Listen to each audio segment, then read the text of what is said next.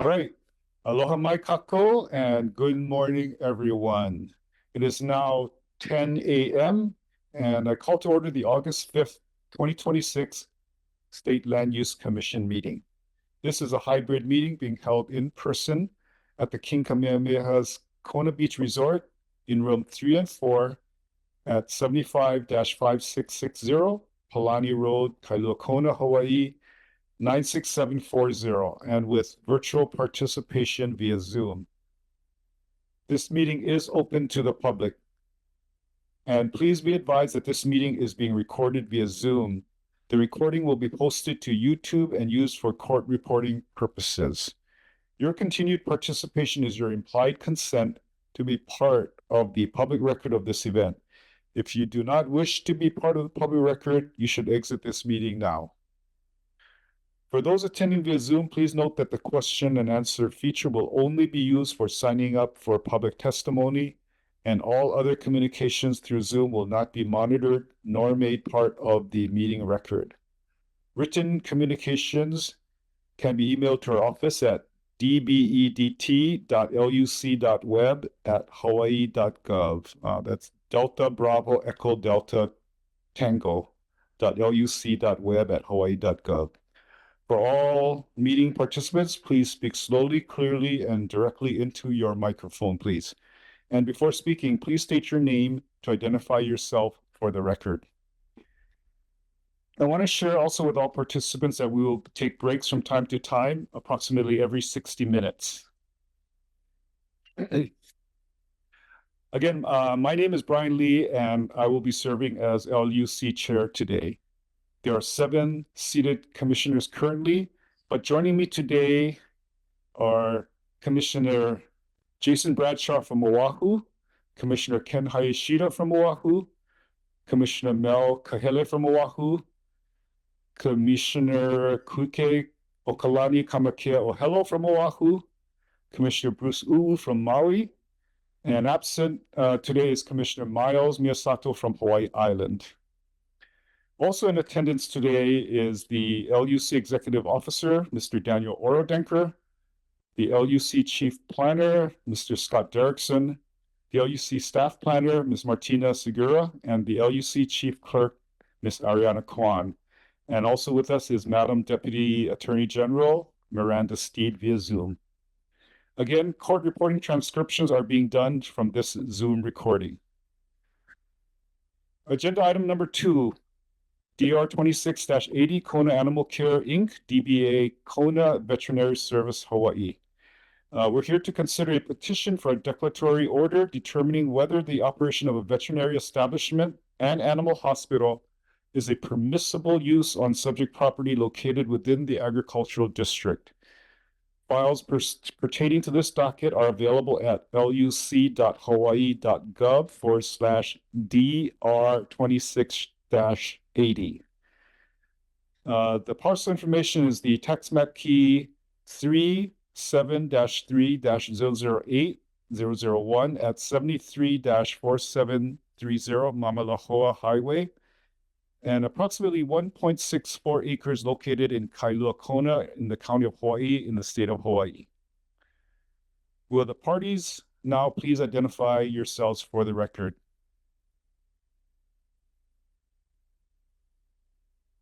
Okay. Good morning, Randy Patusik. I represent Kona Animal Care. With me is Dr. Bob Jordan, who's one of the principal veterinarians and owners of Kona Veterinary Care. We are the petitioners. Thank you very much, Mr. Patusik. Petitioner, have you reviewed Hawaii Administrative Rules Section 15-15-45.1 regarding the reimbursement of hearing expenses? Yes. Okay, thank you very much. It was provided to us the other day. Thank you. Thank you.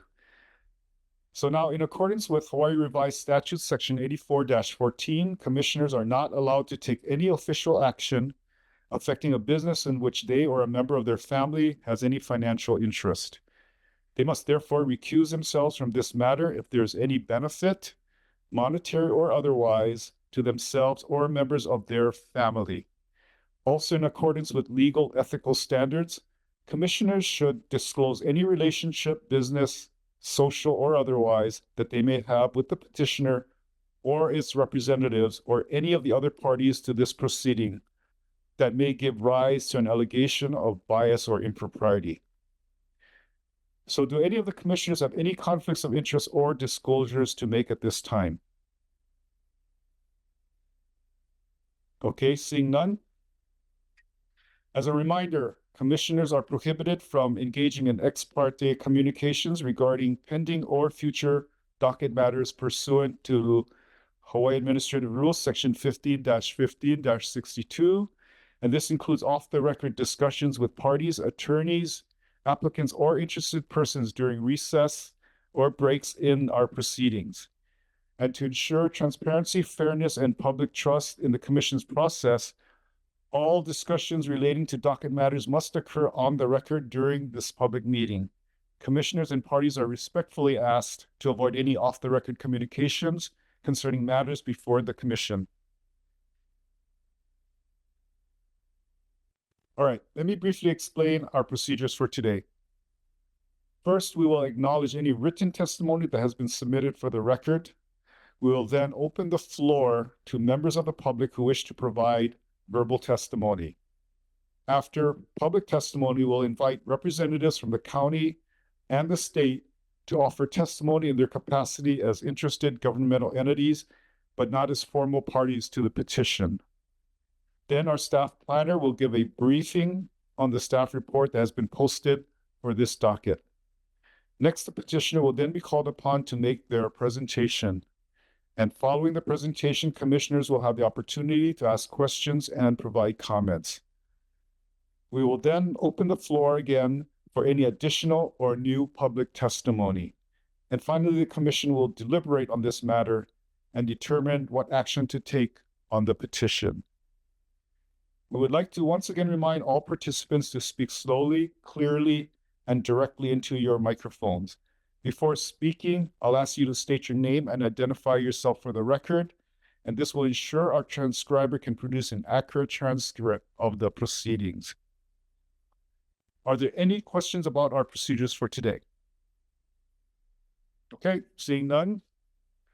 As stated on today's agenda, please be informed that the relevant records and documents pertaining to this matter can be accessed for review on the Land Use Commission website at luc.hawaii.gov/DR26-80.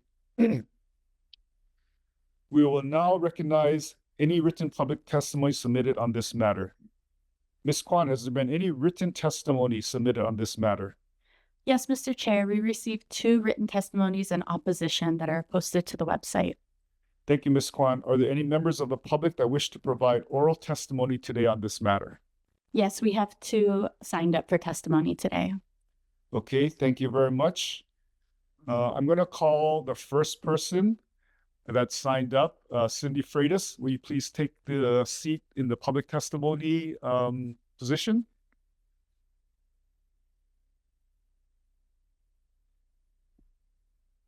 Okay. Aloha, Ms. Freitas. Please state your name and zip code for the record, and then I'll swear you in so you can proceed with your testimony. Oh, please press the button. E mele komo ahe mele aloha na nakupuna I ka au I hala aloha mai kako. My name is Cindy Freitas. And your zip code, please. 096745. Okay, I'm going to swear you in. Ms. Freitas, do you swear or affirm that the testimony you're about to give is the truth? Eyo. Great. Please proceed. Thank you.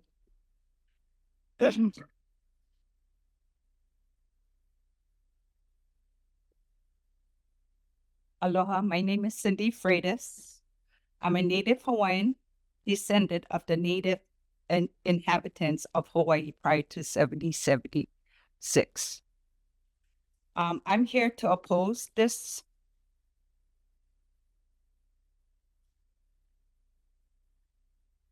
Chapter 205 does not expressly permit veterinary hospital. In this case, it's a hospital. HRS 205 lists permitted agricultural uses but does not include veterinarian hospital or commercial veterinary clinics. Expanding the list of permitting uses is a legislation decision, not one for declaratory order. County zoning cannot override the state law. Although Hawaii County allows veterinarian establishments in its agriculture zoning district, county cannot authorize use beyond those permitted by HRS Chapter 205.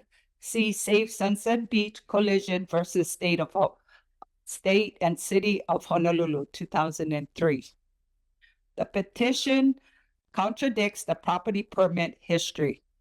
1991 special permit expressly described the veterinarian clinic as a non-agricultural use and approved it as an unusual and reasonable use regarding a special permit. 2009-2016 approved continue that it approves continuous. The Spencer Kennel decision is distinguishable. The petition relies on the 2012 Spencer declaratory order involving a pet boarding kennel. A veterinarian hospital provides medical service such as surgery, pharmaceutical, lab work, making it materially different from a boarding kennel. The operation has expanded significantly. Approximately 900 square foot with 2 employees to more than 3,100 square foot with up to 12 employees. This expansion raises questions about whether the operation remains compatible with the agriculture use. In my conclusion, for the reason the Commission should deny the petition because it seeks to expand the use permitted under HRS Chapter 205 through a declaratory order rather than legislation action. Thank you. Thank you. Please remain seated for a second. Let's see. Petitioner, do you have any questions for this testifier? No, we don't. Thank you. Okay. Now, hold on. County of Hawaii, please identify yourself, and do you have any questions for this testifier? Good morning, Chair and Commission members. I'm Deputy Corporation Counsel Jean Campbell, and with me today is our Deputy Planning Director, Michelle Ahn. And thank you. We don't have any questions for the testifier. Okay, thank you very much. Commissioners, do you have any questions for this testifier? Okay, seeing none, thank you very much for your testimony.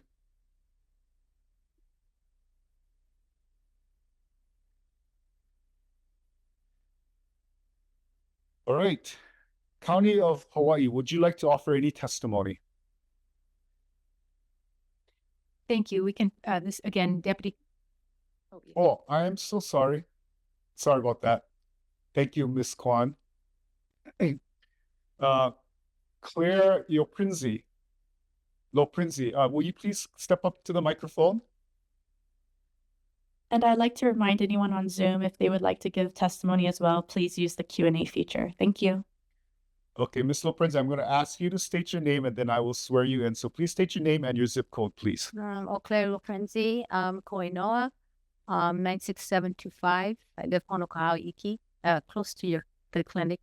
Okay, please speak a little bit closer to your microphone. Well, usually people tell me not to speak too close, so I will. I'm going to be sorry, maybe. Oh, we've been warned then. Yeah, you were warned. Okay. All right. Ms. Loprenzi, do you swear or affirm that the testimony you're about to give is the truth? Ayo. All right, please proceed. Okay. The Commissioner's decision today reaches beyond a single animal clinic. It will help define how HRS Chapter 205 is applied to agricultural lands throughout Hawaii. If commercial clinic operations are permitted on agricultural land, it creates a precedent that may encourage similar uses elsewhere, gradually eroding the purpose of Hawaii's agricultural district. I personally have studied the process that the building department and other agencies should be enforcing and aware of. Deeply, I've been doing it for the last 2 years. HRS Chapter 205 was enacted to preserve the agricultural lands for agricultural. These lands exist to produce food, sustain farming, house those who work the land, who run with the land, and protect Hawaii's finite agricultural resources for future generations. Agricultural lands are not simply vacant properties waiting for commercial development. They are a public trust for food security, environmental stewardship, and cultural continuity. This responsibility is enforced by Article 12, Section 7 of the Hawaii Constitution, which recognizes and protects the traditional and customary rights of Native Hawaiians and Native Indigenous practitioners, which I am, exercised for cultural, subsistence, and religious purposes. Those constitutional protections are inseparable from the stewardship of the land itself. The Hawaii Supreme Court in Kapakai analysis, Okaina versus Land Use Commission, held that state agencies have an affirmative responsibility to identify the cultural, historical, and natural resources present, determine how those resources may be affected by the proposed use, and identify reasonable actions to protect those resources. These principles should guide every decision involving agricultural land. King Kauiko'oli, through the Great Mahele, set aside lands that continue to sustain Hawaii's people. These lands carry history, ike, and responsibility. Many contain traditional agricultural systems, archaeological features, and ancestral burials. Families who continue to malama these lands have a deep cultural and spiritual relationship with them that extend far beyond the property ownership. I live on the land that does this. I have helped 1,500 babies be born in the old ways of Hanau. I work with the Hawaiian people very closely. I have my own indigenous practices. And my own indigenous is, I'm Sicilian and have my citizenship there too. So King Kauikeoli, through the Great Mahele, did the families, okay. Allowing incompatible commercial uses to expand on agricultural lands without clear authorization under HRS Chapter 205 risks changing not only the physical landscape, but also the cultural and environmental resources on the Constitution and our laws require agencies to protect. I respectfully ask the Commission to ensure that its interpretation of HRS Chapter 205 remains faithful to its purpose, protecting agricultural lands for agricultural, safeguarding Hawaii's environment, and applying the practices of Kapakai analysis and Article 12, Section 7, whenever decisions affect these irreplaceable lands. These lands are the ipuwai for this elevation. If you look at Palama Nui, the campus used to look like at Kaloko at the Iapons that we work in too. And this would be, we hold this. If you saw the acre that I live on, you would see we repacted it to be ohia, the whole ecosystem, and it holds the water. As a final recommendation, I respectfully ask the Commission to develop a formal public complaint and compliance review process for alleged violations of HRS Chapter 205. A transparent system with clear procedures for submitting complaints, documenting investigations, verifying compliance, and communicating outcomes would provide consistency, accountability, and a greater public confidence in the protection of Hawaii's lands. I can tell you that I knew when I came to that land because it came to me to come. And I knew there was a burial. I knew where it was. And it was to end up being the old Hawaiian caretaker. And it ended up that I helped all three of his great-grandchildren be born. And that's that, what you call magic, that connection to that land, that deep thing and I knew that the bones were there. We never, when I went on that acre, it's like, I think that parcel, it's really close to where that clinic is I don't see any other archaeological walls. Everybody said, it's a covenant underneath the green mills. Just, we can bulldoze it for you. I said, no, you cannot move one of those pohaku. So when you, and for me, all of the plants and the medicines that I use for birth, they come and gather, and I give them. I was able to work with the the building department because they wanted it to be a money thing. But I was working at Ihunwe Camelino, and I thought, no, I'm going to put in gardens everywhere. And I was able to say, no, why can't we bring the food to Uluvini, to people that are dying from diabetes and heart disease? So if you have any questions on this process of why I wrote this last thing, is because the last 2 years I've been dealing with this, and it's needs a lot of clarity, and it just needs to not be changed. We don't have a lot of things that aren't changed anymore. So I just really, the process itself has been really challenging, and looking at what the building department is and what is said to say that's going to happen, and then every step of the way I have to be right there, and I got a lot of things to be right there for. But anyway, this is important. So, thank you for your time, and if you have any questions, you can call me or ask me or. Please remain seated. Mr. Vitusik, do you have any questions for this testifier? No, thank you for your testimony. No questions. Okay, thank you. County of Hawaii, do you have any questions for this testifier?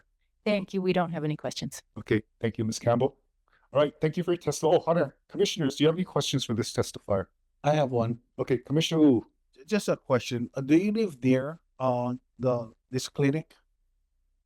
Do I live near this clinic? Yes. Yes, and it's What's the distance? I'm just curious. walking distance. Walking distance. It's like when you go up Pinalani, you go About a mile, half mile, a mile. a mile. Yeah. Okay. Thank you. Thank you. Any other questions for this testifier, commissioners? Okay, seeing none, thank you for your testimony. Okay, and I would like to know how I get to be in that spot too, because I have that same issue going on. What spot are you? Just an illegal, clinic on the land that shouldn't be there. You would like to open your own clinic? No, I do not. No, it was done before. So that's why I'm asking for these things. How do I get to, the land use and do that and make that really clear to me? Okay. I've been advised that the county is responsible for enforcement. So please take that up with the county. Yeah.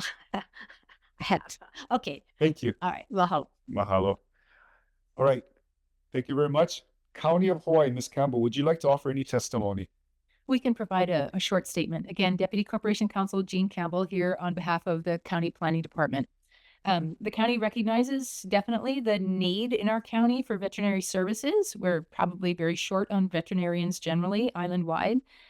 We also, at the same time, recognize the Land Use Commission's authority to interpret and through your declaratory order process, applying on the state land use law. It's clear that Chapter 205 does allow the county the authority to further define the state land use law, but we do not have the authority to expand on that.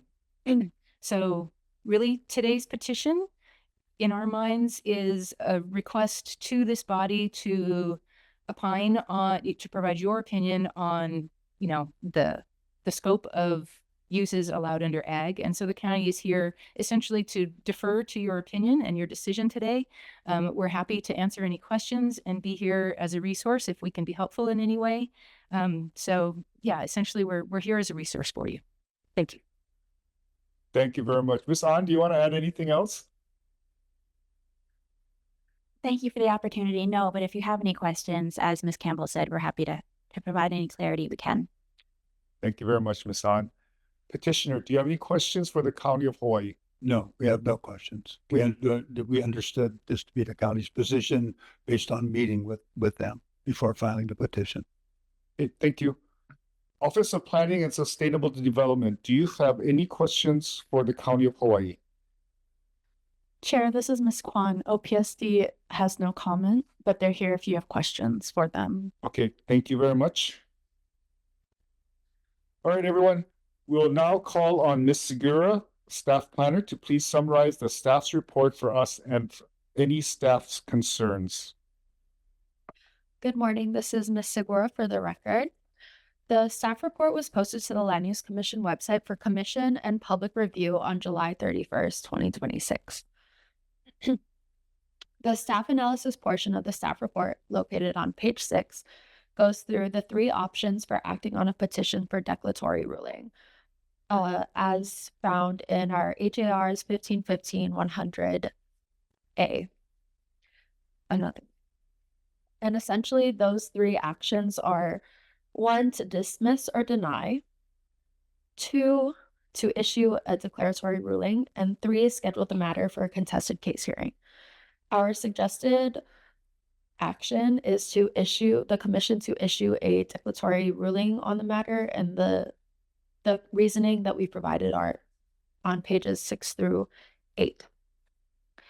Staff recommended that the commission make the declaratory ruling. We suggest the denial of the petitioner's request due to the reasons found on page 9.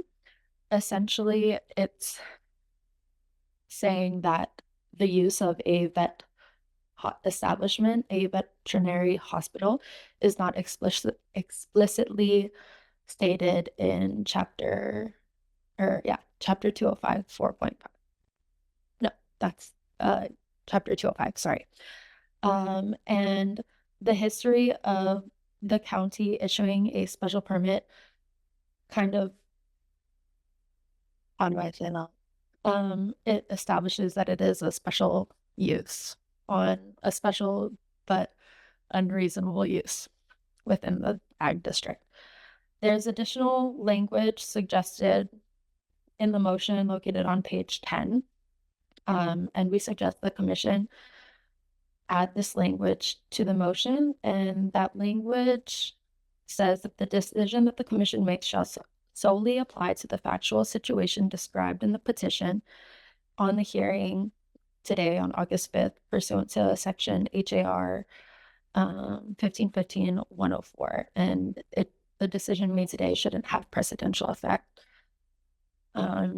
We also ask that the commission, whichever decision they make, state their reason so we can craft a clear decision and order on the matter. We're here for any questions. Thank you very much, Ms. Segura. Commissioners, do you have any questions for our staff planner?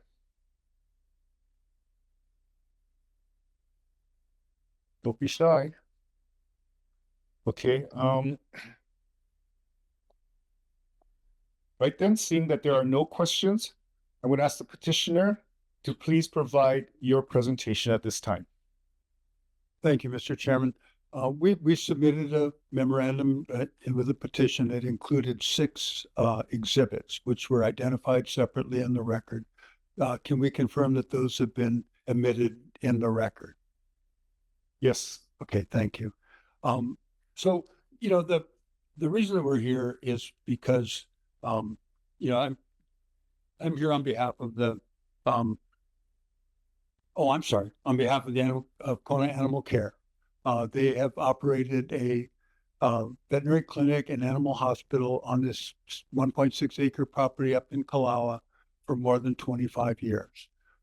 They provide general veterinary services, basically whatever animals walk through the door, hopefully with somebody with them.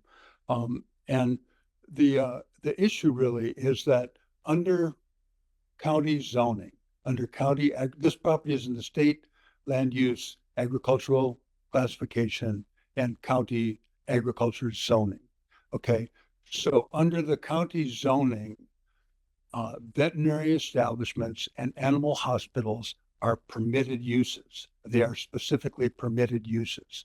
And so when the applicant goes to develop their property or goes to start their business, the county says that no, you need a special permit in order to do it because of the state land use classification. So the county, even though this is a fully permitted use under county zoning, the county is relying on the state land use classification in order to require them to go to the planning commission, obtain a special permit, and have that special permit put a number of conditions on the property that the county could not put on under their own zoning. And those conditions include limitations on the hours that they can operate. They include limitations on the number of employees they can have, and they include limitations on the size of the structure. Now, if this were purely a county matter, let's say they were in a different land use classification, the county could regulate the size of the matter under the plan approval process and under the building permit process. So you're not depriving the county of the ability to legitimately regulate under its own regulatory structure. What we're doing is we're allowing the county to use its interpretation of the state land use classification in order to impose restrictive covenants on the operation of the animal clinic. And so, we had been in this situation before. Personally, I had been in this situation before. Back in 2012, I was approached by Pam and James Spencer. They operated a boarding kennel out in Ocean View, and the county is on state land use ag and county ag. And by the way, boarding kennels are a specifically permitted use under county zoning, but the county had come to them and said, we're going to find you in violation of the law because you're violating the state land use law, because the state land use law does not specifically say that kennels are a permitted use. So we came to the Land Use Commission back in 2012, and the docket number was included in our memo, and the decision of the Land Use Commission, the declaratory order, same process, is attached as our Exhibit 6. And I'm going to kind of look at that because the issues in that one are the same issues as this one, as they apply to how the Land Use Commission interpreted HRS 2052 and 205 4.5. And specifically, I'm going to read from the Land Use Commission's decision. Basically, it says the issue is whether a kennel constitutes care of livestock or animal husbandry, as those terms are used in the state land use law. And they looked at the authorities and they said that that the term kennel in that case was not defined in the state land use law. And so he said, so we have to look to the general meaning of the term under the general meaning of the terms used in the state land use law, which are livestock and animal husbandry. And so they looked at the Webster's Dictionary and they said, Webster's Dictionary defines animal husbandry as including a branch of agriculture concerned with the production and care of domestic animals. Okay, so yeah, I'm reading from the Land Use Commission decision in order. They also said that Webster's Third International Dictionary defines livestock as animals of any kind kept or raised for use or pleasure. Okay, and so the Land Use Commission has already interpreted the meaning of the terms in Chapter 205.2 and 205 4.5.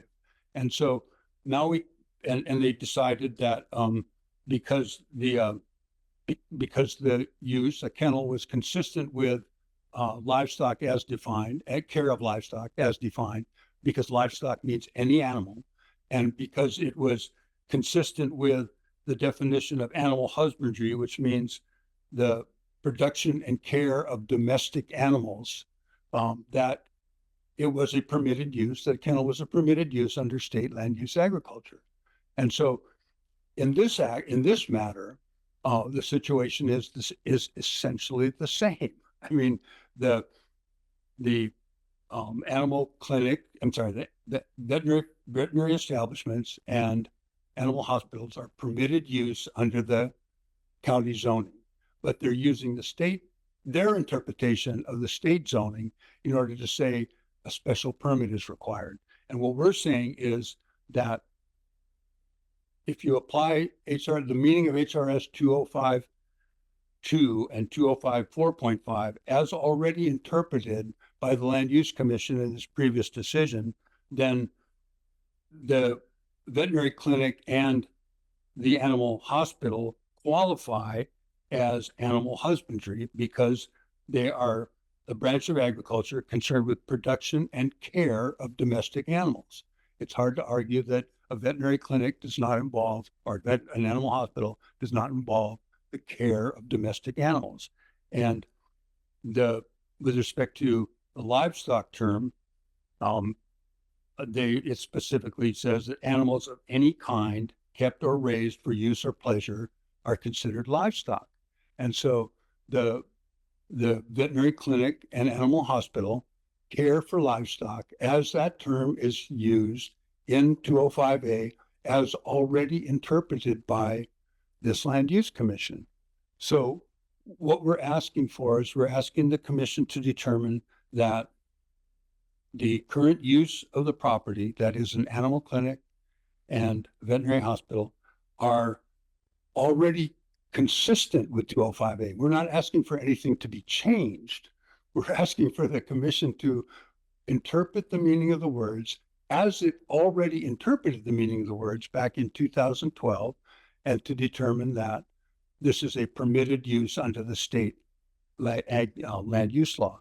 Now, I saw in the staff report that there was a question about, complying with the rules, and whether our application was complete. The one was whether there are names of any other potential parties. We didn't include any because we weren't aware of any. We knew that the county was going to be here. We're not aware of any other parties. The other is not including a statement of whether the petition relates to any commission docket. We actually we do feel it relates to the commission docket that we cited and we provided a copy of, which is the decision of the commission back in 2012, which is docket number DR 1246. And we not only cited that and cited the parties, but we included a copy of it. So I don't think the application was technically deficient in any way, and so, basically, I guess the fundamental point is that land use regulation takes away rights that a landowner would have under common law. It diminishes and regulates a landowner's free use of their own land, and so the law says that when you're interpreting regulations which limit the use of private land, they have to be construed in favor of the landowner. In other words, if there's any interpretation to be made, the interpretation has to fall in favor of the free use of land and not in favor of the restriction. And it says that if there's any ambiguity in the meaning of a word, that ambiguity has to be resolved in favor of the free use of land, not in favor of the regulation or the limitation. So what we're asking is, and yes, they have a special permit, but you see, every time they want to change their use or add another employee or change their hours, it's not just going back to the county, it's going to the Leeward Planning Commission, because the Planning Commission is what grants or amends a special permit, and so that is a complicated and expensive process. If the county has a legitimate interest in regulating the size of the structure or any other aspect of it, in addition to what they could do under their zoning, because it's a permitted use under zoning, they can do that in the building permit process and the plan approval process, and that's a straight application to the county planning department and the building department, and not having to go to the Leeward Planning Commission. So if there are any questions or if you want any more information, we're happy to answer any questions. There's been, this is not something that is diminishing the protections of the agricultural district. This is interpreting the meaning of the statute that creates the agricultural district and says what's permitted and what isn't permitted. We're not asking that anything be extended. We're just asking that the Land Use Commission interpret that language in a manner consistent with the way it previously interpreted the same language, and allow and issue a declaratory order that the animal clinic and hospital are permitted uses in the state land use agricultural district. Thank you. Thank you, Mr. Matusek. County of Hawaii, do you have any questions for the petitioner? Thank you. We don't have any questions. Okay, thank you. And Ms. Kwan, does OPSD have any comments or questions? No, Mr. Chair. May I say one other thing? I just want to thank the county because we met with Jeff Darrow, and I think you were there also, right? And we basically said, hey, how about if you just decide to rescind the special permit, you know? And they said, well, we'll think about it, but if we're going to do that, you know, it's going to take us a while. You know, it's going to take us a while to do that because we have to go through our process and all that. And I said, well, is it okay, you know, can I just go apply to the Land Use Commission and have them interpret it? And so Jeff and Karen said, yeah, we think that'd be the better way to address it. So this is not an adversarial thing. This is just asking the authority that has the jurisdiction to make the decision to make the decision. Thank you very much. All right, commissioners, do you have any questions for the petitioner? Yes, Commissioner Bradshaw. Good morning. Yeah, Thank good you morning. for being here. I was just wondering if you could expand on your website. You write, originally a mixed animal practice. It has now evolved to a small animal exclusive general practice hospital. Could you please expand on that? Yeah, I think initially there was a base, initially the special permit was granted as a base for a mobile vet. And they went back and amended it again in 2009 and then again in 2016 and expanded it. And so I specifically asking what they do or? So I guess what is your current practice? Oh, so what is your current practice? What is the hospital generally performing and what services? It is a, Is it more for dogs, cats, suburban type of animals? it is, yes, it is more for dogs and cats. Yes.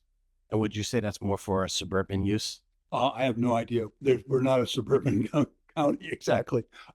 There's a whole range, you know, and again, Mr. Commissioner, I totally understand your question, you know, but I think that's where the fact that there's no definition of livestock in the state land use law and going to other sources for the definition, and the other sources say that livestock is not limited to pigs, sheep, and cattle, but it refers to all domestic animals.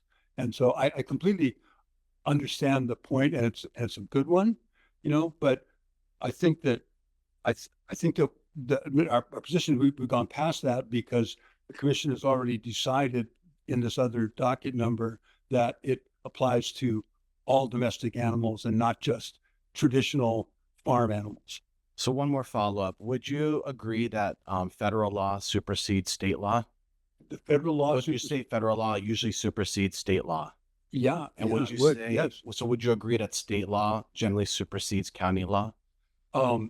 Yes. Yeah, I would. Okay, Yeah. that's all I wanted to know. No, I agree with that. And if I may, I just think that the difference here, Mr. Commissioner, is that the state law describes the permitted uses in the agricultural district in more general terms than the county law. In other words, it doesn't list every, you know, potentially permitted activity. It defines them in more broad language. And so if the state law were more restrictive and more specific than the county law, then I got your point completely. But in this case, the state law is more general and the county law is more specific, and the county law specifically allows it in ag zoning. Thank you. Okay, thank you. Commissioners, any other questions for the petitioner? Commissioner Hayashida. Commissioner Hayashida. Could you describe how the hospital and the clinic supports agricultural activities? Yes. I know it's like a difficult concept, but agriculture is under Chapter 205A is defined much broader than traditional growing of crops or raising cattle or sheep. And so what we're saying is that it is consistent with the definitions of the terms used by 205A as interpreted by the Land Use Commission. And so those are permitted uses in the agricultural district.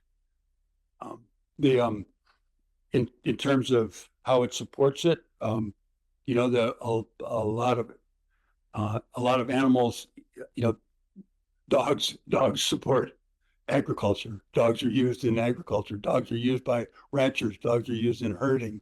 Different people have different uses for dogs. I don't think cats are that good at herding, but there is a lot of crossover. And having the access to veterinary services and being able to attract veterinarians to a community by having a range of different employment opportunities for them clearly serves the agricultural community, because the more we have the pipeline of vets, we have trouble getting all kinds of healthcare providers on the Big Island. And the more we have a pipeline to bring vets to the Big Island, the more opportunities they have to practice their profession, to work with colleagues, to do continuing education, to engage in certification activities, the more it benefits agriculture. So I think that given the fact that we're under we're dealing with the definition of the terms under 205 and the fact that veterinary medicine is clearly and unquestionably an animal related. It serves the animal component of our community and enhances provision of services for all animals. Sure, I got a question. Commissioner Cahill. Maybe two. So, what I've heard from the petitioner, and thank you for coming out and addressing this issue to the commission. But so your petition and your request to the commissioners is basically having more latitude and less restrictions than what the county is imposing on the petitioner with the SB. Well, basically, what our position is that the county imposes conditions based on the state land use law because they can't impose it based on their own land use law because their own land use law specifically allows it. So I think it's an odd situation, where they can't regulate it themselves because they allow it. Instead they say, well, it's prohibited by the state land use. By this general, it's allowed under the specific language of our zoning code, but it's prohibited by this general language under the state law. That's their position. So we're asking the commission to again interpret the more broad language to allow that which the county already allows, which is the considering the animal clinic and hospital permitted uses. So currently you have a permit by the county to operate. Yes. You're asking the commissioners here at the land use to basically open up the doors for maybe setting up a precedence for other I don't think businesses that want to operate here as veterinarians. And I mean, basically, that's what's going to happen. Well, I think that your staff asked you to include a provision if it's a approval or denial that it applies only to the factual situation presented today, and not to So that same language was in the previous decision. Right. So basically, we're not. The goal here is not to expand anything. The goal is to recognize that these uses are permitted uses both under the county zoning and under state land use law. Because one more question: Have the petitioner, because we've heard two public testimonies today from Miss Freitas and I believe Miss Loprenzi. Apologize if I have said it wrong, but so have the petitioner reached out to the residents that lives nearby and kind of address some of the concerns that they may have had with their cultural concerns regarding, and there was mention about the analysis, regarding the effects that it's having around I guess, their area. Yeah, I wasn't aware of Ms. Lopresti's concerns until today. I think she has valid concerns for her own situation.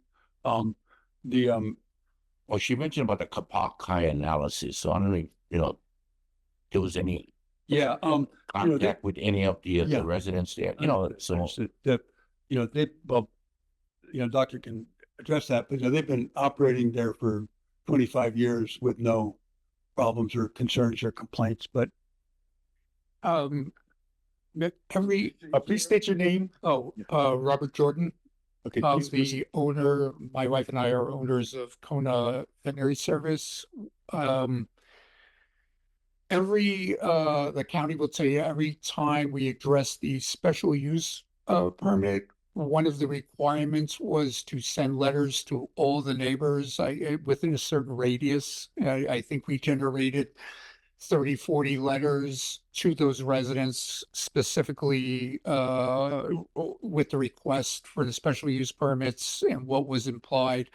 We've never had any negative feedback from any of those letters, any of those correspondence. And, to be honest, in the 25 years we were there, I can't think of any negative testimony on our clinic. Thank you, Mr. Jordan. Okay, thank you. Commissioners, any other questions? Commissioner Wu. Yeah, Aloha, thank you for taking the time to come out today. And, a couple questions I have in mind. And what I see is state law is not as granular as county law. And then the process is to have a special use permit. It's held within the county. And I guess it's just a little more granular, more detailed, kind of like a community plan or envision it. But and you guys have been operating for 25 years. Where is the closest veterinary clinic that could help or hinder? The adjacent neighbors. And having said that, I like that the fact that prior to your permitting process, you have to send the letters to that radius to make sure that you're in compliance, so there's no arguments or substantial arguments, I would say, that goes against. What will be the next closest veterinary clinic? Because I understand there is a need of what I'm hearing, and how that will be detrimental to your community.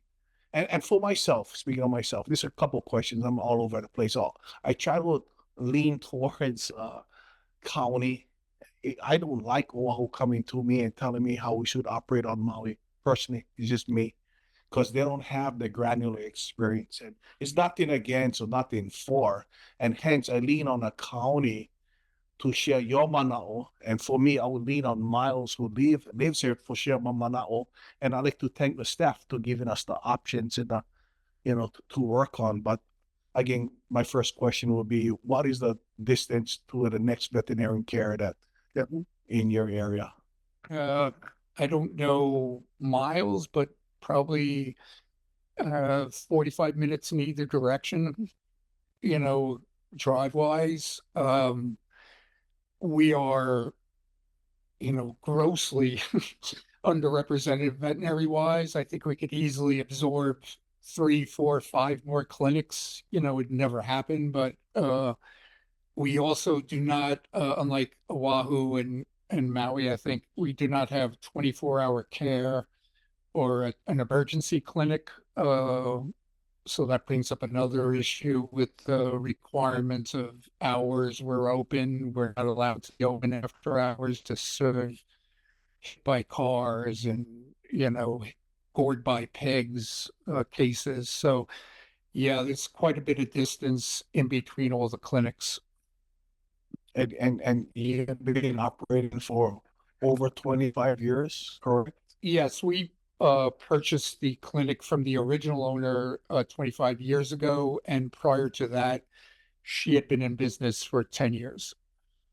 And again, from my perspective, I see that veterinary clinics are compatible with raising livestock or animal husbandry. That's my vision and my perspective of what I see and how I feel. And it's just my mana'o. I have no further questions at this time. Thank you. Thank you. Thank you. Commissioners, any other questions? Please proceed. Just following up with Commissioner Ua mentioned. So you said, can you hear me?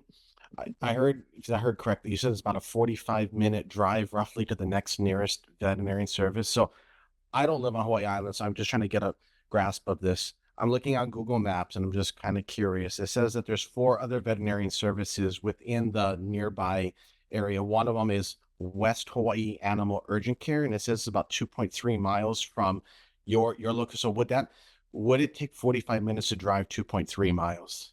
No, so they are relatively new. They're only open Saturday, Sunday, and part of Monday.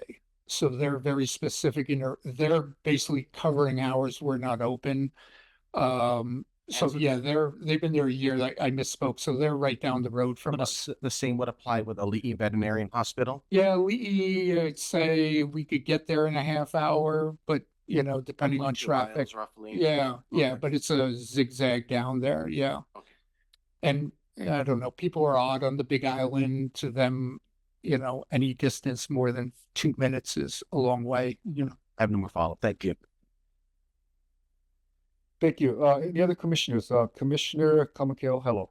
Mahalo, Chair. This is questions for Petitioner's Counsel.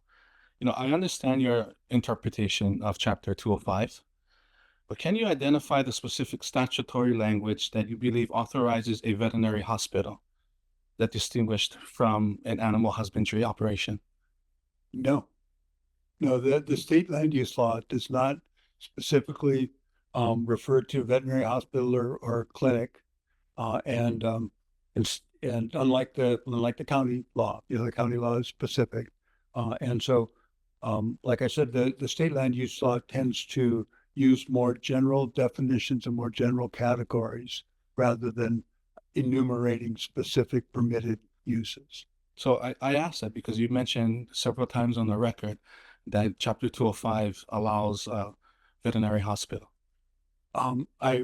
What I hope I said, or what I was trying to say, was that I think 205 has been interpreted to apply to animal husbandry, to authorize animal husbandry, and to authorize care of livestock, with livestock being defined as all domestic animals. And so I think that it does, in fact, include, in terms of the definition, includes veterinary clinics and animal hospitals because they are exercising animal husbandry and because they are engaged in the care of livestock. And if I misspoke, I apologize. Mahalo, Chair. I have a few more follow-up questions. On the record, you mentioned moments earlier that primarily you guys serve cats and dogs. So from the evidence on the record that you folks submitted, what exactly, or what agriculture support does the veterinary hospital provide if you guys' primary care is for companion animals, i.e. cats and dogs? Yeah, and again, it's because the Land Use Commission has interpreted the term livestock to be all domestic animals, and so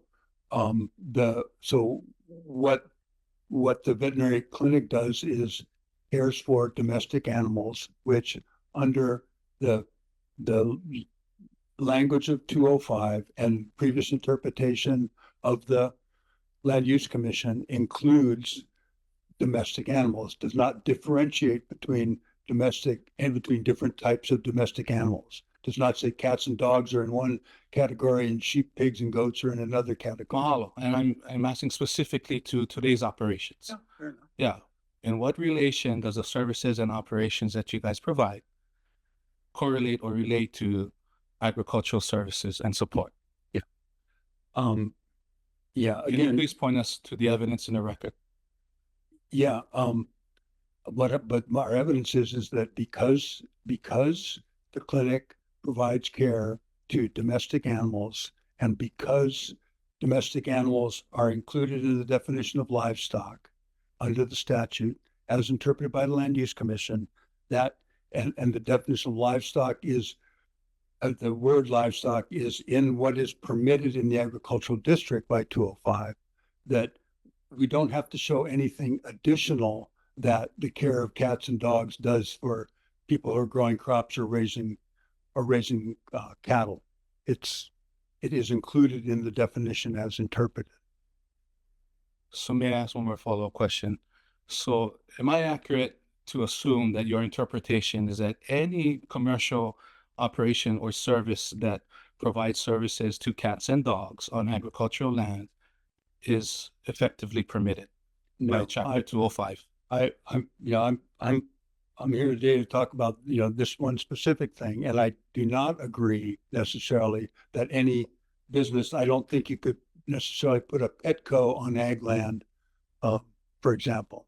And I think that's primarily a retail establishment. It's more appropriate in the commercial type district, and that it doesn't involve the direct care of animals.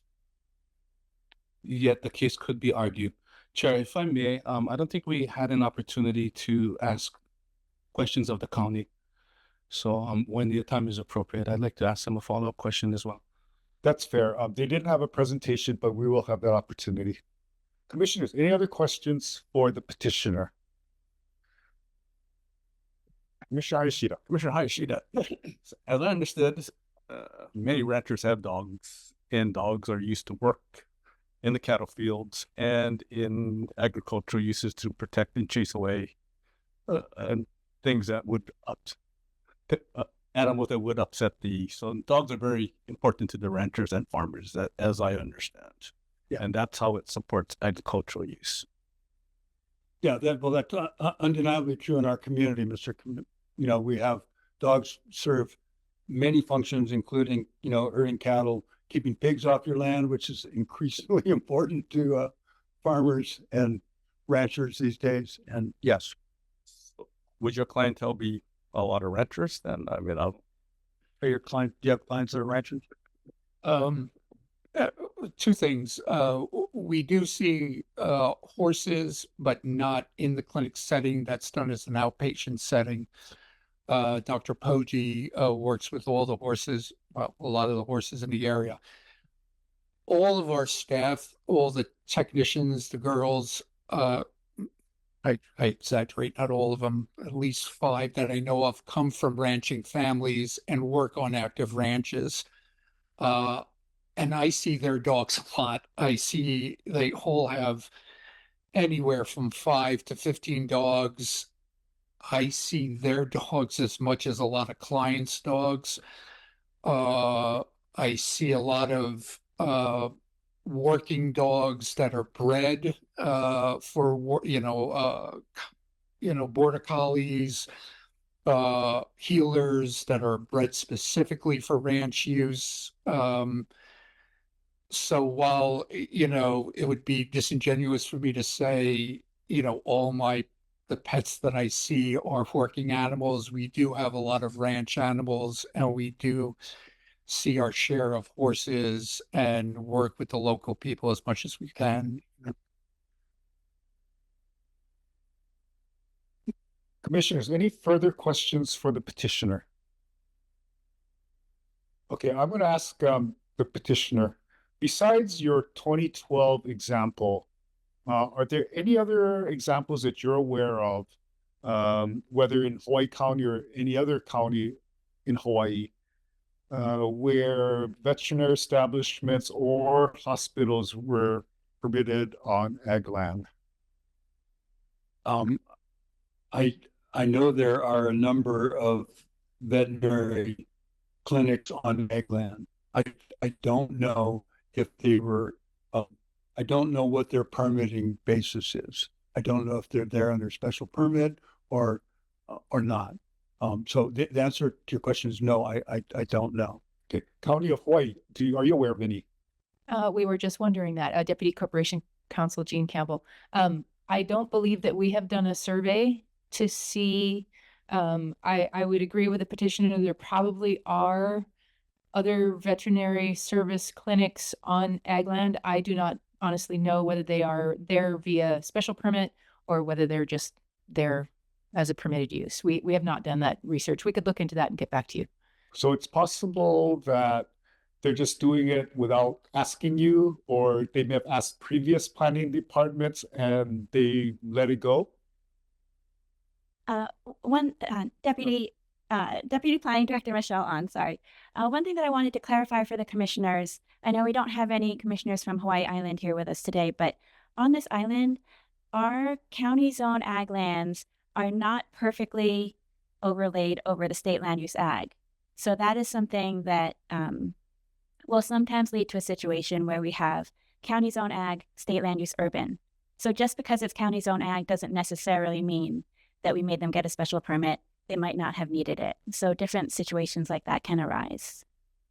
So are you aware of any of these establishments on state ag land? I am not. I'm sorry. Okay. We can look that up and file something supplemental if you would like, but we didn't look into that before today. Okay, thank you very much. All right, Question. yes, Commissioner Wu. Yeah, question. So my first question would be the procedure now currently with this establishment to get a permit. Can you explain to me the permitting process of getting the special use permit to the Leeward Planning Commission?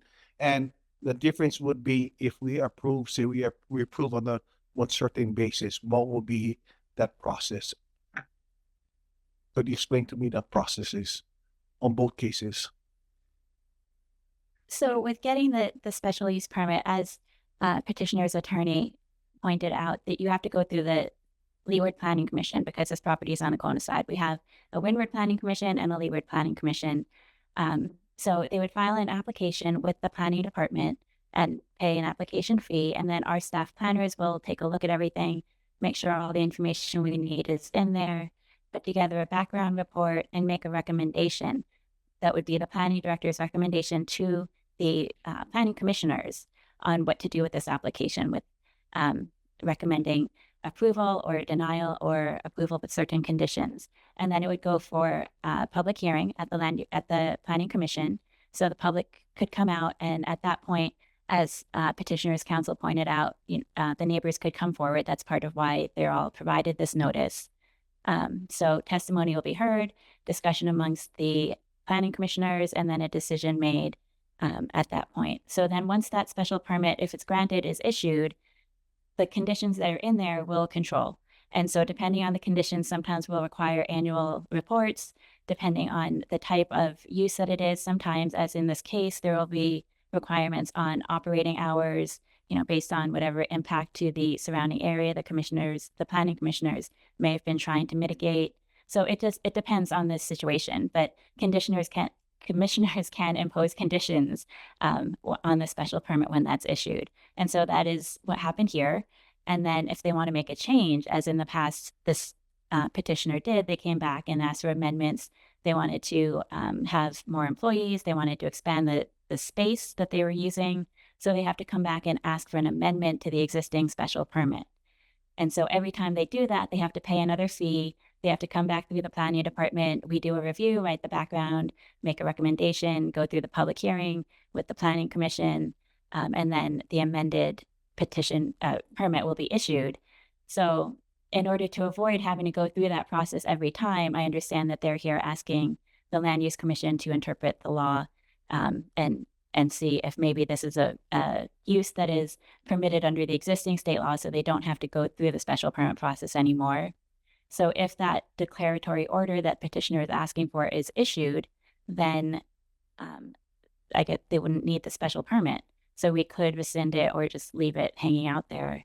But they wouldn't need to do that anymore. They could just, continue their uses and expand or change their uses without having to come back before the planning commissions every time.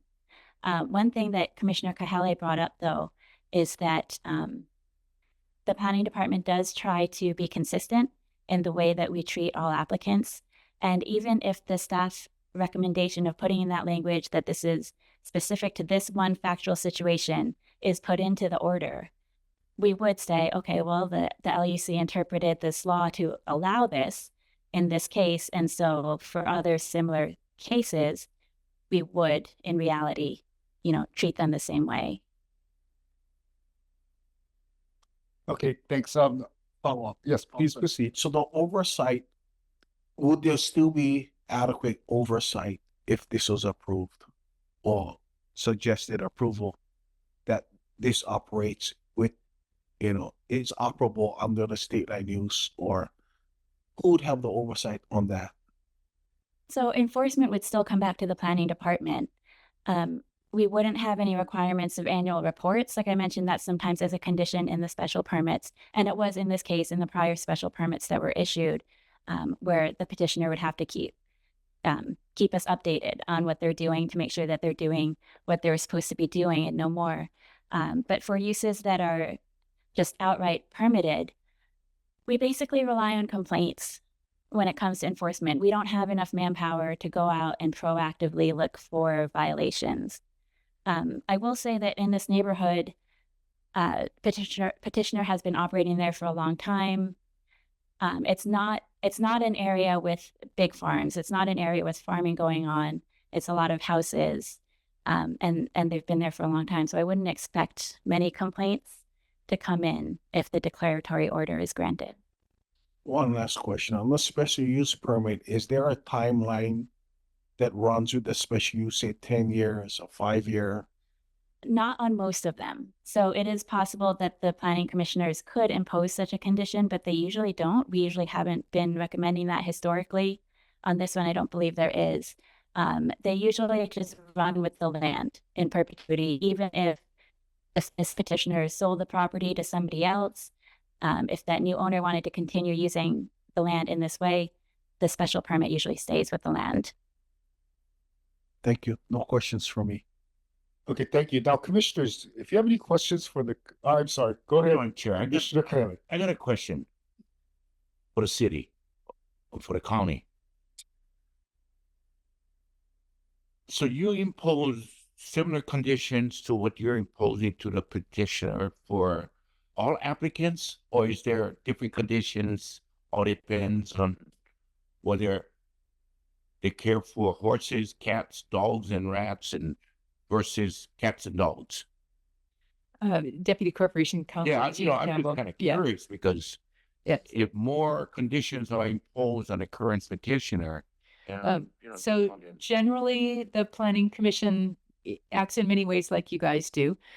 They will take each case that's before them under consideration, and they are our county decisions, like yours, are subject to the same constitutional requirements. And so each case is considered for the impacts that it may have on its surrounding community. And any conditions that we apply need to be tailored to address the particular impacts that application has. And so the answer would be yes, the conditions attached to this permit will be different than the ones that may be attached to, another vet clinic 45 minutes down the road, who would be surrounded by a different community. As our deputy director noted, this is a relatively, I'm not using the land use commission term rural, but a relatively rural area of our community. Right down here, it feels very urban, suburban, small homes, dogs and cats that sit on the couch. In the area where this vet clinic is, they are adjacent to a much more rural area. And so I would expect that their practice overlaps and the impact overlaps with agricultural uses. The petitioner's attorney and the petitioner are correct that many of us have animals that really are our domestic pets, and they also function to keep pigs, which are a very significant impact here, out of our yards. From my own personal experience, my pet dog, who is just a couch potato, has killed 6 small pigs in our yard. So it is a real thing. I drove past some loose cows on the highway on the way here, right on the edge of town. So this is a very different than Oahu. And that's, I guess, a long way to say each application that we have is taking into consideration the community that surrounds it and the community that it serves and the impacts that that particular use may have on its surroundings. all right, thank you. Okay, we're going to take a 10-minute break, and then we'll come back at 11:25. Thanks.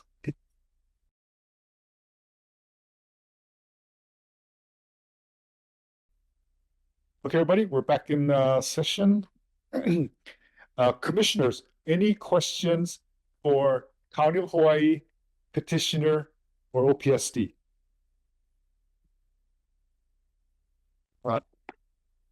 I don't. Go ahead, Commissioner. Mahalo, Chair. This question is for the county. First of all, mahalo for sharing, Deputy Director. Just can you please clarify, on what you mean when you said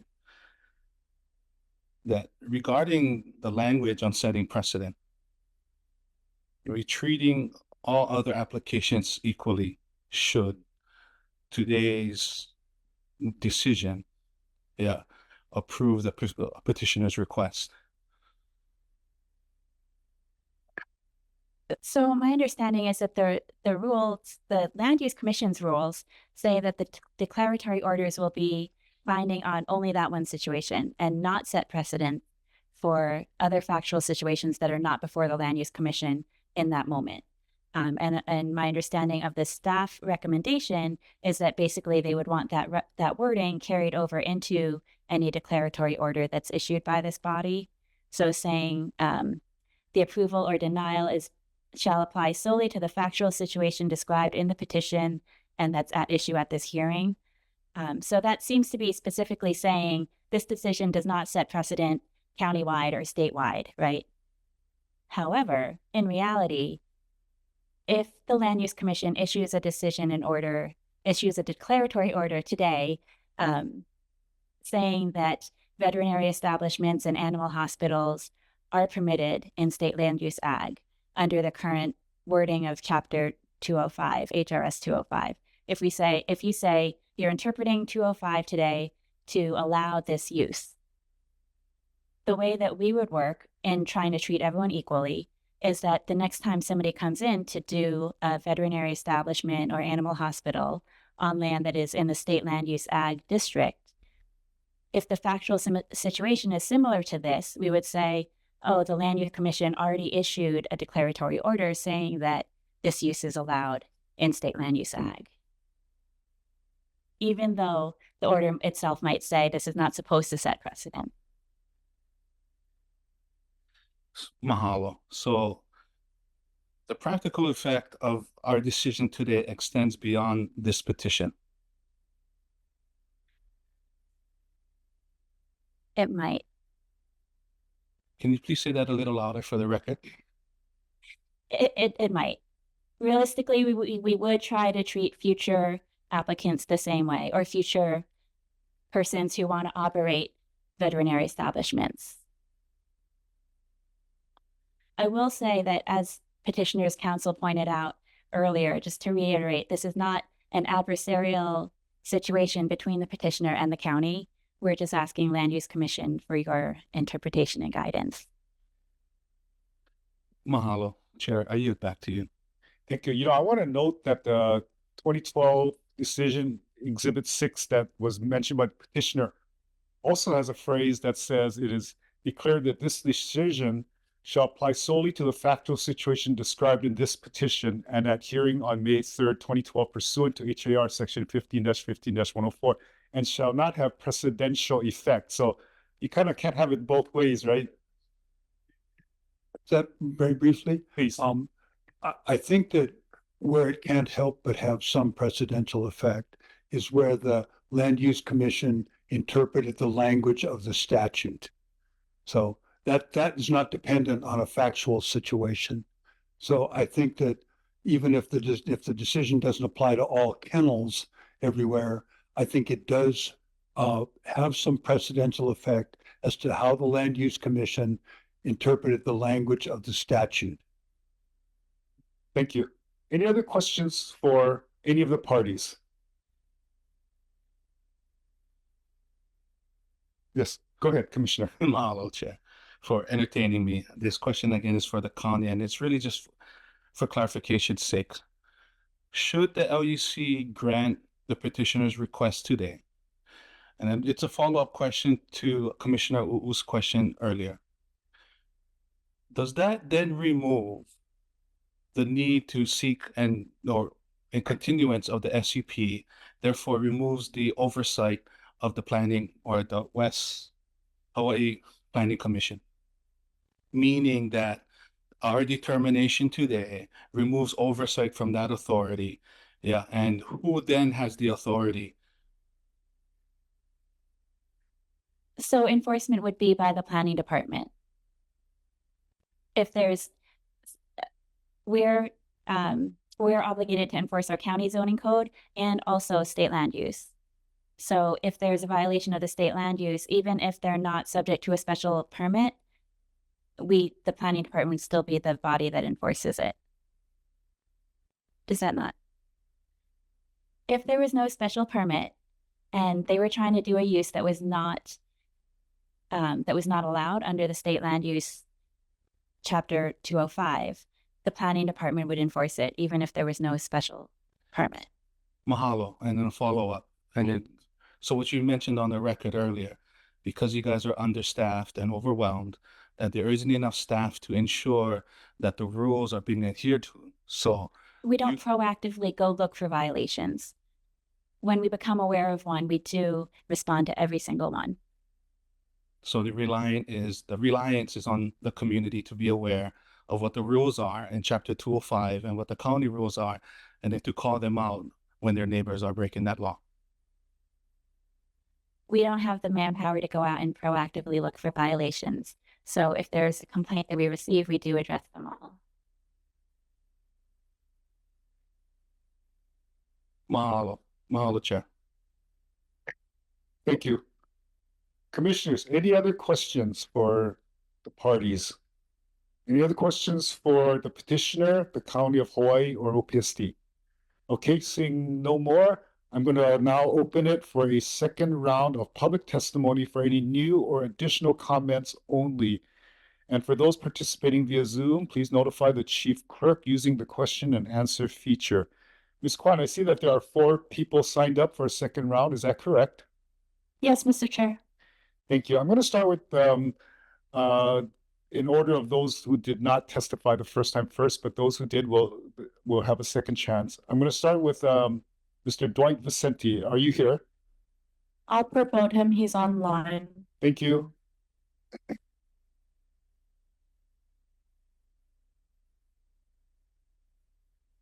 Mr. Vicente, can you unmute your microphone? Can you hear me now? Can you test your audio? Can you hear me now? Hello?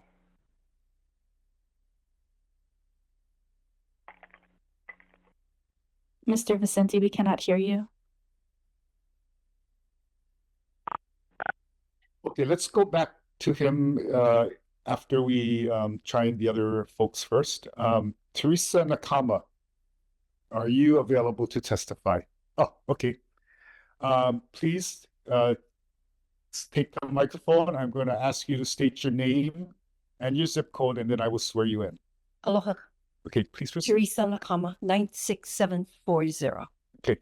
Ms. Nakama, do you swear or affirm that the testimony you're about to give is the truth? Bio.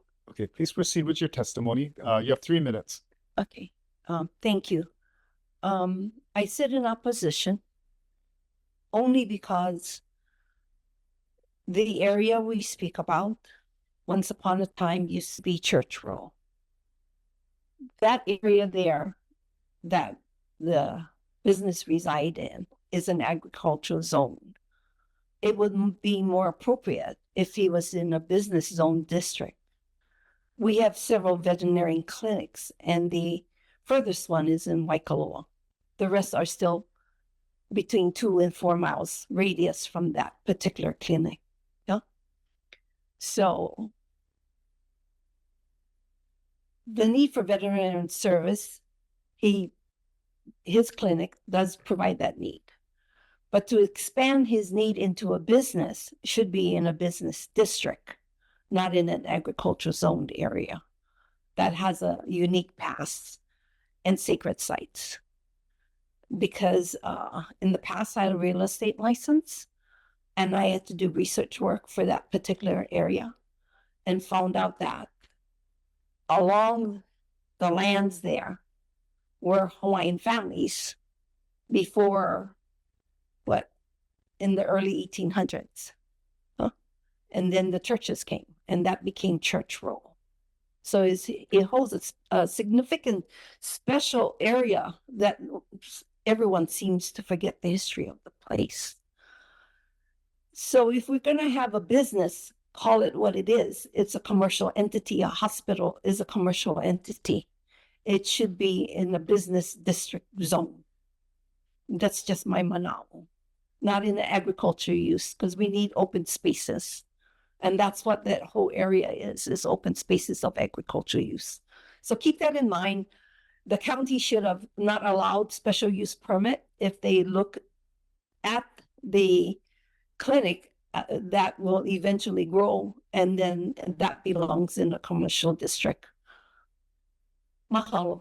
Okay, please remain. Okay. Petitioner, do you have any questions for the testifier? No, we don't have any questions. Thank you. County of Hawaii, do you have any questions? No, we don't have any questions. Thank you. Thank you. Well, I also want to know that we in the area within a 5-6 mile district didn't receive notices of the special use permit. Yeah. Okay, I think that's Thank you. outside the normal boundaries, but yes, thank you. Hold on. OPSD, are there any questions for this testifier? No, Chair. Okay, thank you. Commissioners, any questions for Ms. Nakama? Okay, thank you very much for your Thank you. testimony. All right, the next person is Claire Loprinzi for Chair, your... do you want to try Dwight again? Oh, yes, let's do that. Yeah. Mr. Vicente, can you you hear me now? try speed? Can you hear me now? Hello?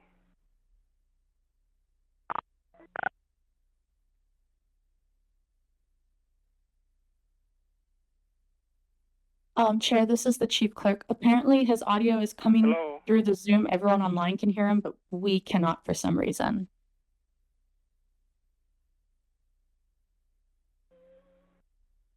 Okay. Okay, let's get back to that a little bit later. We're going to take Claire Loprinzi for her second round of testimony at this time. And you've already been sworn in, so please proceed. 3 minutes. 3 minutes. Nice try.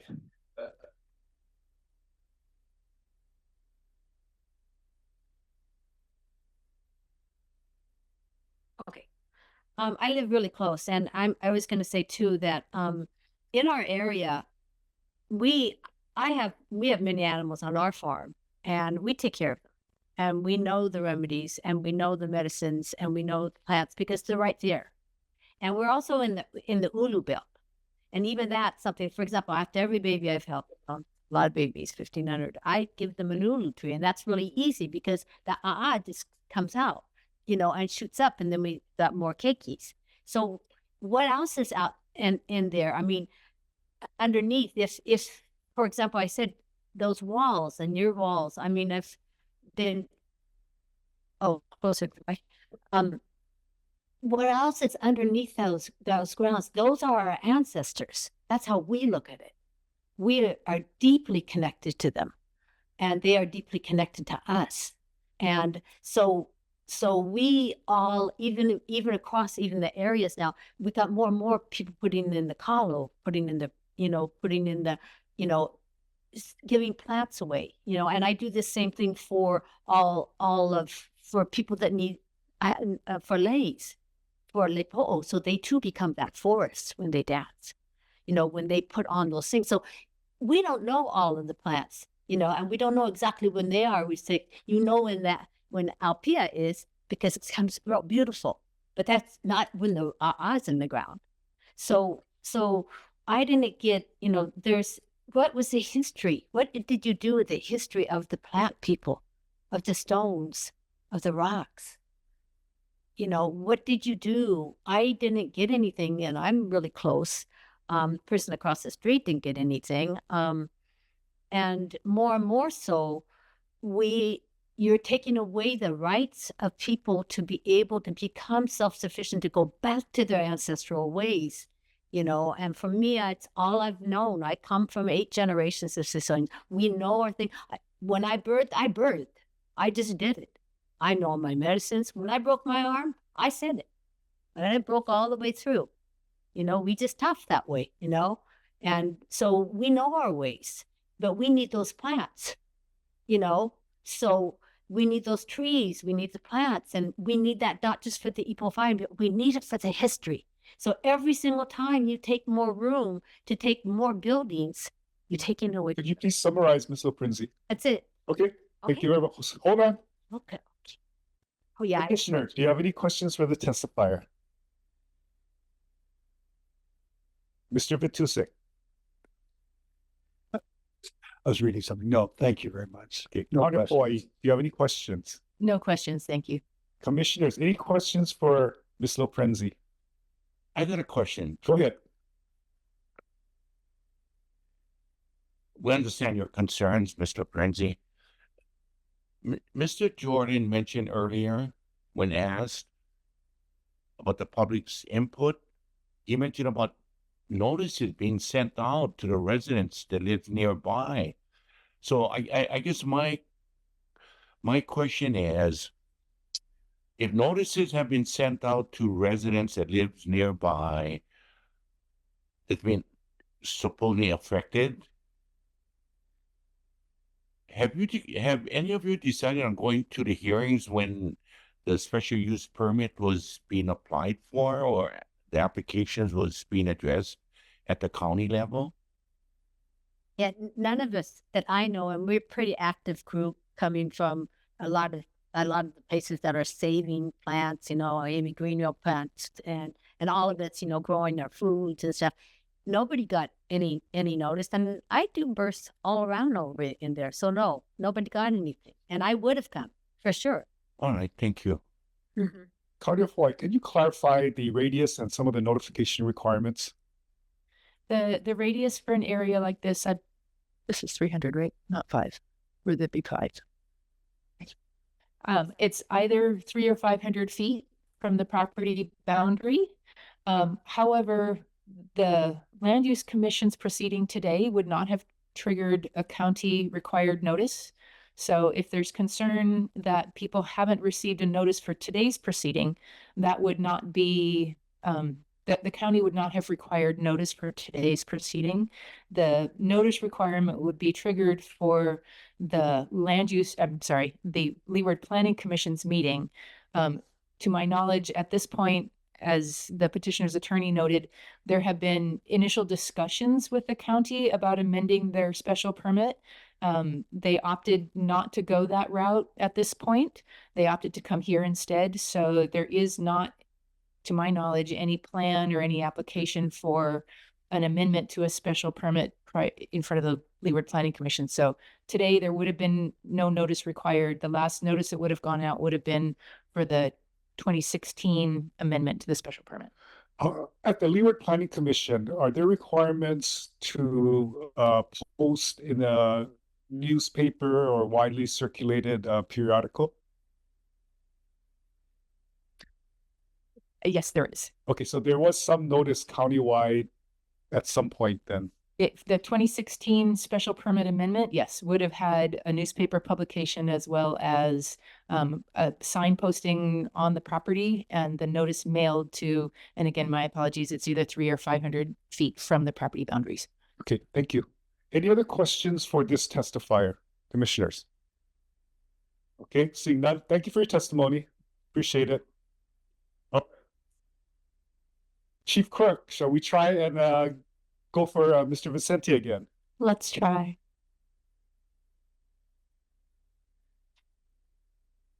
Can you hear me now? Perfectly. me now? Please proceed. Okay, first of all, may I have you state your name and your zip code, and then I will swear you in. Dwight Vicente.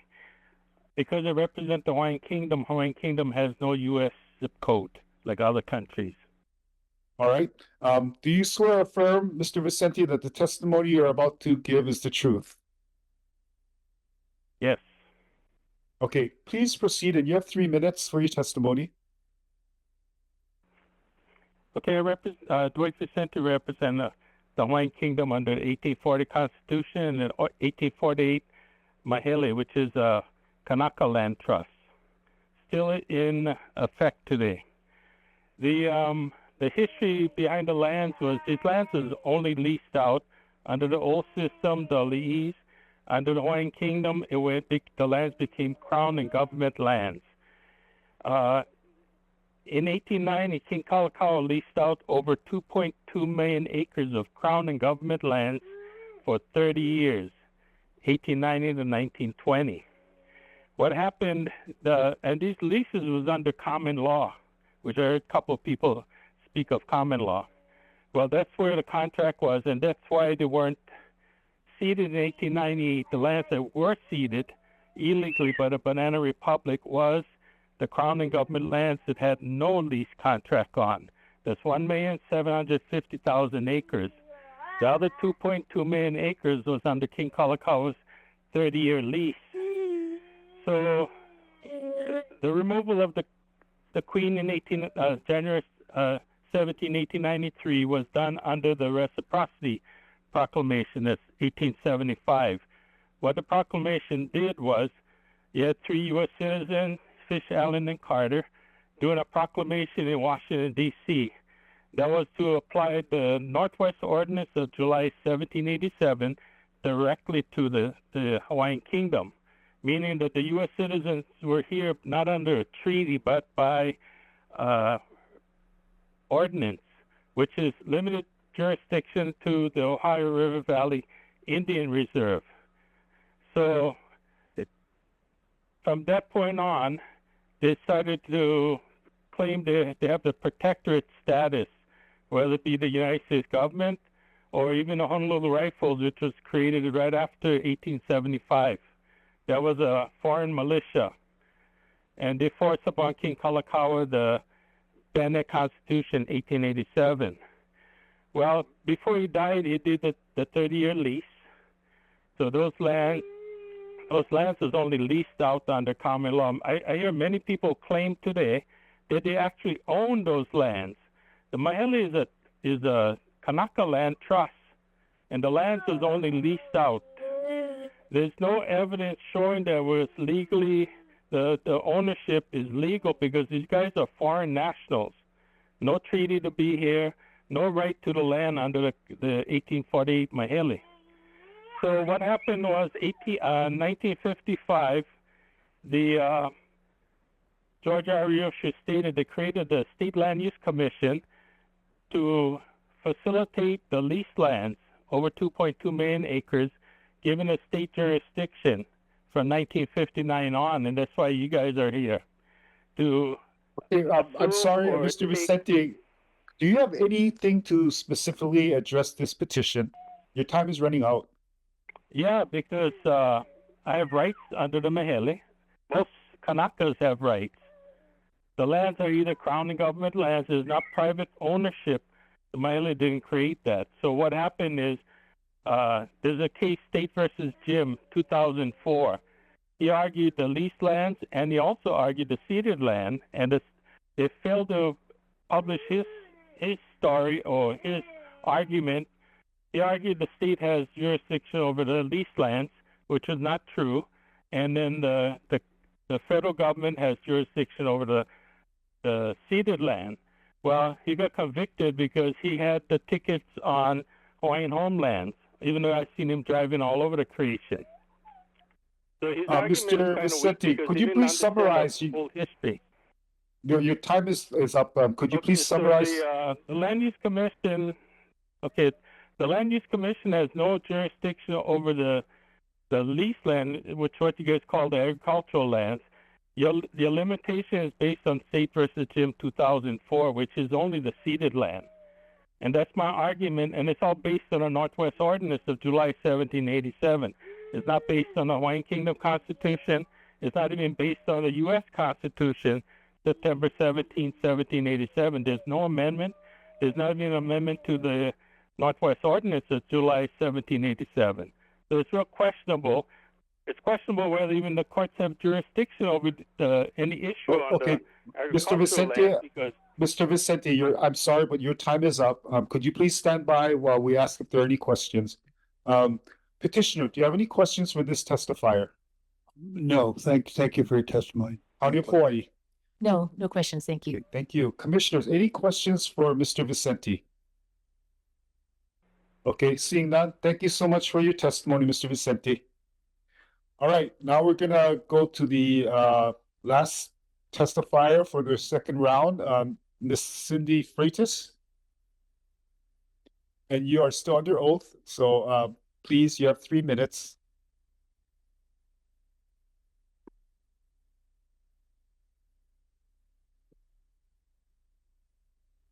Aloha. E kalamai ya'u to the petitioners. I noticed your exhibit 126. Number 1 is TMK, 2 is the Kona Veterinarian Service pamphlet. Number 3 is the special permit 91-6. Number 4 is the August 14, 2009 SP 780 permit. Number 5 is the June 8, 2016 permit 780. And then number 6 is your declaratory order. In this exhibits, I don't see, you claim this is the animal hospital. The petition relies on primarily dictionary, wait, hold on, wrong one. What percentage of the patients are cattle, horse, goats, sheep, pig, poultry, and other agriculture animals? What percentage that I don't see is companion animals? The operation is compatible with aquaculture. The petitioner repeats states compatible, but provides very little operational evidence. What's missing? Traffic study, parking analysis, noise study, light analysis, odor impact, waste disposal analysis, stormwater impact, emergency vehicle impact. I must state, I was a contractor for 16 years, and this is the rule that we gotta abide with the county. There have been no regulatory. The petition states Kona Animal Care has operated without regulatory problems. Again, I don't see no evidence supporting Department of Health records, county enforcement record, building violation, noise complaint, animal control complaint. This is just an assertion. Critical health service. Petition says it provides critical health service. To whom? Shortage of veterinarian? You say there's no evidence showing shortage of veterinarians, lack of nearby clinics, agriculture necessities, and economic studies. You have operated for a long time. The length of operation does not determine whether a use is legally permissible under Chapter 205. Growing demand. Petition states there is a growing demand. There's no demand studies, no census, no market analysis, no livestock population data. Ms. Freitas, please summarize. Yes. So my question is to the commissioner, without all this evidence, how can you rule on something like this based on the 1 to 6 exhibits? There has to be more proof besides the 1 to 6. Thank you. But petitioner, do you have any questions for this testifier? No questions. Thank County of Hawaii, any questions for this testifier? No questions. Thank you. Thank you. Commissioners, any questions for Ms. Freitas? Okay, hearing none, thank you for your Thank you. testimony. At this time, I believe we need to consult with our legal counsel in executive session under section 92-5A4 to consult with our counsel for our powers, duties, privileges, immunities, and liabilities. And I will need a motion and a second. And also staff can stay as well. Chair, this is quick, I move. So there's a motion by Commissioner Kamakeo Hello. Is there a second? Second. Seconded by Commissioner Bradshaw. Mr. Ordenker, will you conduct the roll call vote? Thank you, Chair. The motion is to go into executive session. Commissioner Kahele, I'm sorry. Yes. I hit the wrong button. Yes. Okay, thank you. Commissioner Kamakeo Hill. Aye. Commissioner Bradshaw. Aye. Commissioner Hayashida. Aye. Commissioner Miyasato is absent. Commissioner Uu. Aye. Chair Lee. Aye. Thank you, Mr. Chair. The motion passes unanimously. Thank you.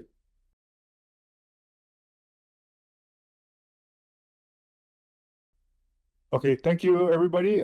We were in executive session so that we could consult with our legal counsel on some of the legalities and history and some of her recommendations. All right, we're back under deliberations.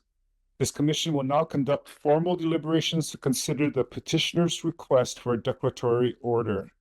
We will note for the parties and the public that during the commission's deliberations, we will not entertain any additional input from the parties or the public unless those individuals or entities are specifically requested to do so by the chair.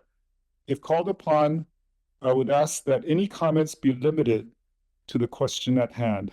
So commissioners, let me confirm that each of you has reviewed the record and is prepared to deliberate on this matter. After I call your name, will you please signify with either an aye or an nay that you are prepared to deliberate on this matter? Commissioner Bradshaw.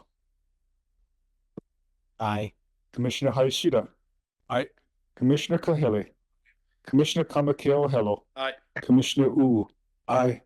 And I, Brian Lee, am also prepared to deliberate on this matter. So commissioners, at this time, we will entertain any motion, and the motion should state the reasons for an acceptance or non-acceptance.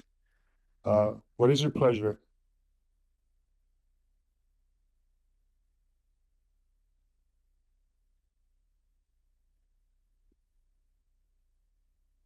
Is there any motion to accept or deny?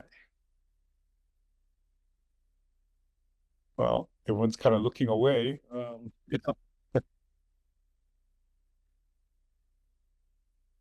Commissioner Kamakeo Hello, it sounds like you want to say something. Not really, but just mahalo. Mahalo to the petitioner, the county, and all of the community members today that came out and expressed their feelings and in regards to the petition before us.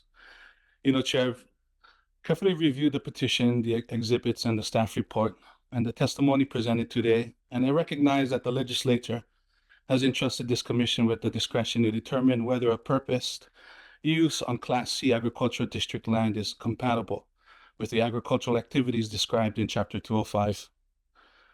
I've also carefully considered the commission's prior decision in Spencer. While I find it persuasive, the decision was based on its own factual record. So my decision today must likewise be based on the record before us. In reviewing this record, I considered the historical 1991 findings supporting a mobile livestock practice. However, I do not find sufficient evidence describing that present-day operation to support the compatibility determination the petitioner is asking this commission to make. The petitioner acknowledged that the hospital primarily serves companion animals. I need not decide whether dogs and cats may fall within the broad definition of livestock. Even assuming they do, the record before me does not provide a sufficient basis to conclude that this present-day veterinary hospital is compatible with the agricultural activities contemplated by Chapter 205. And I've also considered the county's testimony today, that their interpretation will likely, that today's interpretation will likely guide future similar applications. While that testimony does not determine my decision, it reinforces the importance of grounding our decision in both the statute and the record before us.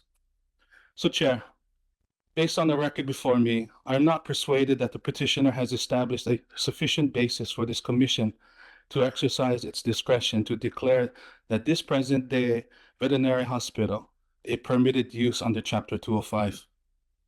Accordingly, I will vote to deny the petition, and there is my motion to deny the petition. There's been a motion to deny. Is there a second? Second. Seconded by Commissioner Uu. Is there any discussion?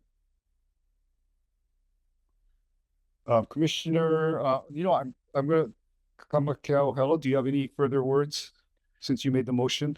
Chair, I do not, and I want to acknowledge, that I'm a farmer by trade, and I know exactly, the types of services needed for our, to support agriculture and our cattlemen. I also have 4 dogs. Yeah, so I also have Pilina, and they're part of our family as well. So mahalo for your 25 years of service. My motion today, although it is what it is, I want to acknowledge your years of service in this community. So mahalo for that.